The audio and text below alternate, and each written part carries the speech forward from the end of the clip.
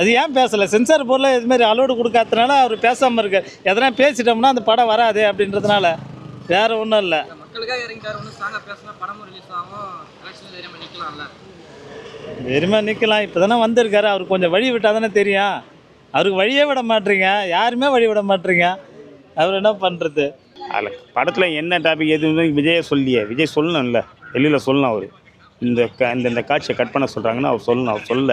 அவர் சொல்லாத வரைக்கும் இது பிரச்சனை தான். அவர் வெளியில் சொல்லணும், இது தேவையில்லாமல் என்னை கட் பண்ண சொல்கிறாங்க அப்படின்னு சொல்லணும். எம்ஜிஆர் மாதிரி போல்டாக இறங்கி பேசணும். அவர் பேச மாட்டார். ஏன்னா பராசக்தி ஒரு இந்தி திணிப்பு மூவி, ஓகேவா? இந்தி திணிப்புக்கு அகேன்ஸ்டான மூவி, அதுக்கே அவங்க இது பண்ணியிருக்காங்க. ஆனால் விஜயோட மூவிக்கு அவங்க அலோ பண்ணல. ப்ளஸ் பார்த்தீங்கன்னா அவங்களுக்கு அலோ பண்ணிவிட்டு டெல்லியில் பார்த்தீங்கன்னா முருகன் வீட்டில் அவங்க பொங்கல் கொண்டாடுறதுக்கு பராசக்தி டீமே போய் இது பண்ணியிருக்காங்க. ஸோ இதெல்லாம் பார்க்கும்போது விஜய் சுற்றி அரசியல் இருக்குது. ஸோ அவருக்கு ஒரு அழுத்தம் கொடுக்கலாம் அப்படின்றது சென்ட்ரல் கவர்மெண்ட் எடுத்ததாக இருக்கலாம். படம் ரிலீஸ் ஆனால் கொண்டாடுவாங்க.